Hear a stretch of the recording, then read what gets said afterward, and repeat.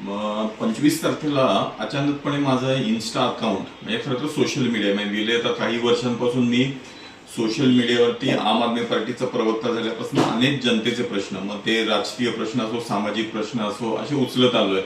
आणि आत्ताही माहिती आहे तुम्हाला सर्वांना, ती अगदी मोदींचं जे काय महिला विधेयक संदर्भातले जे काही फसवाफसवी होती ती असेल, किंवा आत्ताची इथे छत्रपती शिवाजी महाराजांविषयी जी चुकीची विधानं असतील, किंवा अगदी आमचा जो आपचा राघव चड्डा, इतर जे गद्दार बाहेर पडले पक्षामधनं, या सगळ्याच्या विरोधामध्ये सतत आवाज उठवत आलोय. परंतु गेल्या 25 तारखेला अचानकपणे माझं इन्स्टा हँडल जे आहे ते बंद करण्यात आलं. आणि त्याला कारण असं देण्यात आलेलं आहे की इंडियन गव्हर्नमेंटच्या एजन्सीजनी हे या प्लॅटफॉर्मवाल्यांना आदेश दिला आणि त्यामुळे हे अकाउंट बंद झालंय. खरं तर हे सगळंच म्हणजे एका अर्थाने बेकायदेशीर आहे. खरं तर मी संविधानाच्या चौकटीमध्येच आतापर्यंत आवाज उठवत आलो आणि त्यामुळे याच्या विरुद्ध आवाज उठवत राहणे हे काम आहे. यासाठी मी आपले ख्यातनाम वकील असीम सरोदे यांनाही मी विनंती केली. आज आम्ही त्या पद्धतीने पुढे जात आहोत. त्या संदर्भात लिगल कशा पद्धतीने ऍक्शन घेता येईल ते मला ते मदत करतायत या संदर्भात.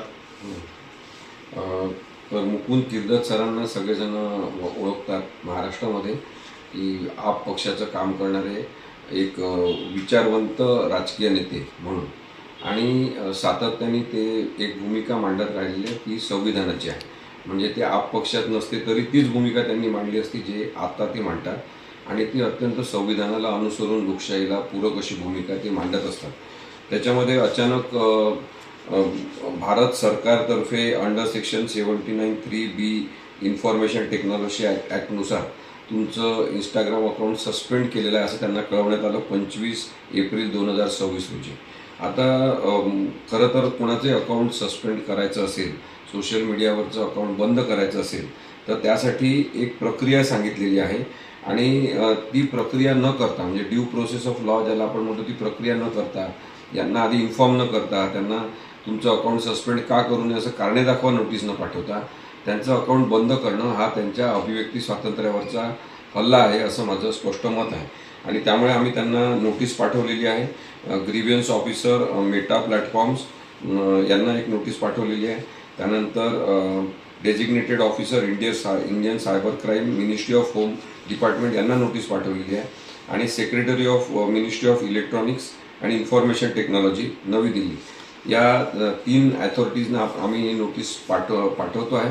आणि या नोटीसमधून आपण हे सांगण्याचा प्रयत्न करतो आहे की त्वरित त्यांचं अकाउंट रिस्टोर केलं पाहिजे, आणि त्यांच्या अकाउंटवर जी बंदी आणलेली आहे ती चुकीची आहे, आणि नाहीतर आम्ही कायदेशीर प्रक्रिया पुढची हायकोर्टात जाण्याची सुद्धा करू शकतो.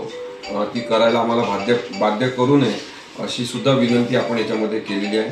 आणि एक प्रकारे भारत सरकारतर्फे बेकायदेशीरपणे अभिव्यक्ती स्वातंत्र्यावर गदा आणण्याचं काम जे केलेलं आहे ते चुकीचं असल्यामुळे मुकुंद किर्दत सरांचं इंस्टाग्राम अकाउंट त्वरित त्यांनी सुरू करावं, पूर्ववत करावं, आणि यानंतर कोणावरही अशी कारवाई करू नये असं मला वाटतं.